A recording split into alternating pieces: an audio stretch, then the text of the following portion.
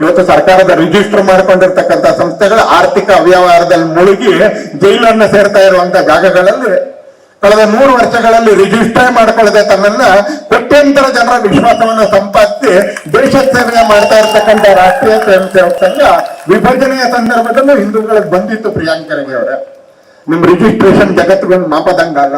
ನೀವು ರಿಜಿಸ್ಟ್ರೇಷನ್ ಮಾಡ್ಕೊಂಡು ಅವ್ರು ಅವ್ಯವಹಾರ ಮಾಡ್ತಾ ಇದಾರೆ. ಅದರ ರಾಷ್ಟ್ರೀಯ ಸ್ವಯಂ ಸೇವಕ ಸಂಘ ಇಲ್ಲಿರ್ತಕ್ಕಂಥ ಸಾವಿರಾರು ಜನರ ರೀತಿಯಲ್ಲಿ ಕೋಟ್ಯಾಂತರ ಜನರ ನಂಬಿಕೆಯ ಜೊತೆಗೆ ಇವತ್ತು ಕೆಲಸ ಮಾಡ್ತಾ ಇದ್ದಾರೆ, ನಂಬಿಕೆಯ ಜೊತೆಗೆ ಕೆಲಸ ಮಾಡ್ತಾ ಇದೆ ಅಂತಾರೆ. ಯಾವ ರಾಜ್ಯಸಭೆಯ ವಿರೋಧ ಪಕ್ಷದ ನಾಯಕರು ಮಲ್ಲಿಕಾರ್ಜುನ್ ಖರ್ಗೆ ಇಡೀ ಕುಟುಂಬ ಹೈದರಾಬಾದಿನ ರಜಾಕಾರರ ಹಲ್ಲೆಯನ್ನ ಎದುರಿಸಿ ಗುಲ್ಬರ್ಗ ಕಡೆ ಓಡ್ ಬಂತು. ಆ ರಜಾಕಾರರನ್ನ ಎದುರಿಸಿದ್ದು RSS ನವರೇ. ನಾನು ಗೃಹ ಮಂತ್ರಿಗಳಿಗೆ ಹೇಳ್ತೀನಿ, ನಿಮ್ ಪೊಲೀಸ್ನವರು ಅಲ್ಲ, ನಿಮ್ಮ ವಂಶಸ್ಥರು ಅಲ್ಲ. ಆ ರಜಾಕಾರನ ಎತ್ತಿದ್ದು, ಆ ರಜಾಕಾರನ ಎದುರಿಸಿದ್ದು ಇದೇ RSS ನವರು, ಇದೇ RSS ನವರು. ನಿಮ್ ಕುಟುಂಬ ಓಡ್ ಬಂತು ಗುಲ್ಬರ್ಗಕ್ಕೆ, ನೀವು ಇದ್ದ ಗ್ರಾಮದಿಂದ ಕುಟುಂಬ ಓಡ್ ಬಂತು, ನಿಮ್ಮ ಅಪ್ಪ ಹುಟ್ಟು ಬಟ್ಟೆಯಲ್ಲಿ ಓಡ್ಬೇಕಾಗಿ ಬಂತು ಅಂತ ಓಡ್ ಬರ್ಬೇಕಾಗಿ ಬಂತು. ಇವತ್ತು ಸಂಘದ ಬಗ್ಗೆ ಬಿಟ್ಟು ತೋರಿಸ್ತೀರಿ. ಅದೇ ಸಂಘ ರಜಾಕಾರರ ವಿರುದ್ಧ ಹೋರಾಡಿದ್ದು, ಅದೇ ಸಂಘ ವಿಭಜನೆಯಲ್ಲಿ ಹಿಂದೂಗಳಿಗೆ ಧೈರ್ಯಕ್ಕೆ ಅಂತ ನಿಂತ್ಕೊಂಡಿದ್ದು, ಹಿಂದೂಗಳಿಗೆ ಧೈರ್ಯಕ್ಕೆ ಅಂತ ನಿಂತ್ಕೊಂಡಿತ್ತು ಅಂತಾರೆ. ಆ ಪೊಲೀಸರು ತಾಯಕ್ ಬರಲಿಲ್ಲ, ರಾಜಕೀಯದವರು ತಾಯಕ್ ಬರಲಿಲ್ಲ. ಸಣ್ಣ ಸಣ್ಣ ಹುಡುಗರು RSS ಕಾರ್ಯಕರ್ತರು, ಸಣ್ಣ ಸಣ್ಣ ಕಾರ್ಯಕರ್ತರು ತಾವು ಎಲ್ಲೆಲ್ಲಿ ಇದೀವೋ ಅಲ್ಲೆಲ್ಲ ಹಿಂದೂಗಳನ್ನ ರಕ್ಷಣೆ ಮಾಡಿದ್ರು, ಹಿಂದೂಗಳನ್ನ ಅತ್ಯಂತ ಜೋಪಾನವಾಗಿ ಎಲ್ಲಿ ಬದುಕ್ಬೋದ ಆ ಜಾಗದಕ್ಕೆ ಕರ್ಕೊಂಡ್ ಬಂದ್ರು ಅಂತಲೇ ಅಂದ. ಅವಾಗ್ಲೂ ಸಂಘ ರಿಜಿಸ್ಟರ್ ಆಗಿರ್ಲಿಲ್ಲ, ಇವಾಗ್ಲೂ ಸಂಘ ರಿಜಿಸ್ಟರ್ ಆಗೋದಿಲ್ಲ. ಯಾಕಂದ್ರೆ ನಿಮ್ ರಿಜಿಸ್ಟ್ರೇಷನ್ ಕಾರಣಕ್ಕೆ ಜಗತ್ ನಡೆಯೋದಿಲ್ಲ ಅಂತಲೇ.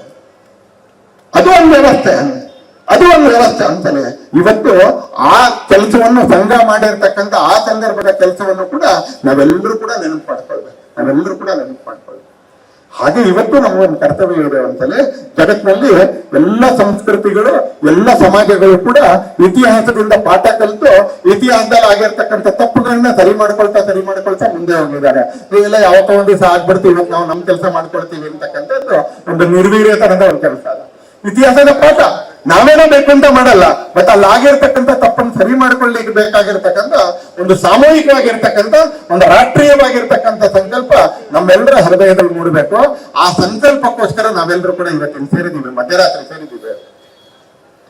ಯಾವ ಗಳಿಗೆಯಲ್ಲಿ ಅದ್ ನಮ್ಮಿಂದ ಹೋಯ್ತು ಅದೇ ಗಳಿಗೆಯಲ್ಲಿ ಸ್ವಾತಂತ್ರ್ಯವನ್ನು ಆಚರಿಸಕ್ ಸೇರಿದೀವಿ ನಾವು. ಅಂದ್ರೆ ಇದೇ ಗಳಿಗೆಯಲ್ಲಿ ದೇಶ ನಮ್ಮಿಂದ ತುಂಡಾಗಿತ್ತು ಅಂತ. ಇಷ್ಟು ಅನ್ಯಾಯಕರವಾಗಿರ್ತಕ್ಕಂಥ ರೀತಿಯಲ್ಲಿ ಈ ದೇಶದಲ್ಲಿ ನಾವು ಸ್ವಾತಂತ್ರ್ಯವನ್ನ ಪಡ್ಕೊಂಡು ದೇಶ ವಿಭಜನೆ ಆಯ್ತು. ಆ ಕ್ಷಣದಲ್ಲಿ ನಾವು ಸಂಕಲ್ಪಕ್ಕೋಸ್ಕರ ಸೇರ್ತಾ ಇದೀವಿ. ನಾನು ಮತ್ತೆ ಹೇಳ್ತೀನಿ, ಇಲ್ಲಿ ಅತ್ಯಂತ ವಯಸ್ಸಾಗಿರೋರು ಯಾರಿದ್ದಾರೆ ಅವ್ರ ಕಣ್ಣೆದುರುಗಡೆ ಅಖಂಡ ಭಾರತ ನೋಡ್ತಕ್ಕಂಥ ಸಂಕಲ್ಪ ನಮ್ಮೆಲ್ಲರಿಗೂ ಆಗ್ತದೆ.